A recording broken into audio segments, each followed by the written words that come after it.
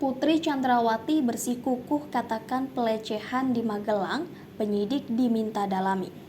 Komisi Nasional Hak Asasi Manusia atau Komnas HAM menyebut bahwa Putri Chandrawati diduga kuat mengalami pelecehan yang dilakukan oleh Brigadir Nofriansah Joshua Huta Barat atau Brigadir J. Hanya saja, menurut Putri, pelecehan tersebut dialaminya di Magelang.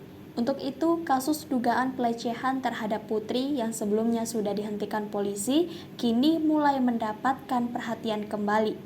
Kepada Komnas HAM, Putri bersikukuh mengaku menerima pelecehan oleh Brigadir J. Namun, Putri diminta Ferdy Sambo untuk mengubah keterangan lokasi dari yang sebenarnya terjadi di Magelang menjadi di rumah dinas Sambo di Kompleks Polri Duren 3, Jakarta Selatan. Keterangan ini diperoleh dari hasil pemeriksaan Komnas HAM bersama Komnas Perempuan kepada Putri beberapa waktu lalu. Karena dia bilang sebetulnya yang terjadi itu di Magelang. Saya disuruh oleh Ferdy Sambo untuk mengakui kejadian itu terjadi di Duren 3. Kata Taufan Senin 29 Agustus 2022 dikutip dari kompas.com. Namun, Taufan mengatakan pengakuan Putri tidak bisa dibuktikan lebih lanjut, sebab penjelasannya selalu berubah-ubah. Oleh karena itu, hal ini menjadi tugas penyidik untuk mendalami bukti-bukti apakah benar terjadi pelecehan terhadap istri Ferdy Sambo itu. Keterangan serupa juga pernah disebutkan oleh Ferdy Sambo. Menurut Sambo, ada perbuatan tidak senonoh yang dilakukan Joshua terhadap istrinya sehingga membuatnya geram dan merencanakan pembunuhan. Kita tanya kenapa melakukan pembunuhan? Karena dia marah karena sesuatu yang menurut dia perbuatan yang tidak senonoh yang dilakukan Joshua terhadap istrinya. Itu versi dia.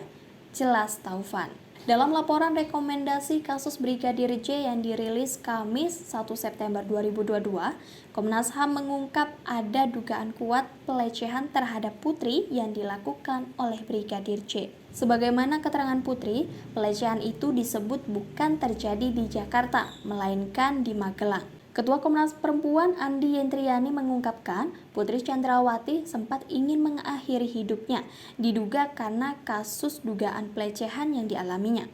Hal itu karena adanya perasaan tertekan serta menyalahkan diri sendiri soal dugaan pelecehan yang dialaminya. Pernyataan ingin mengakhiri hidup itu, kata Andi, telah diutarakan Putri Chandrawati berkali-kali.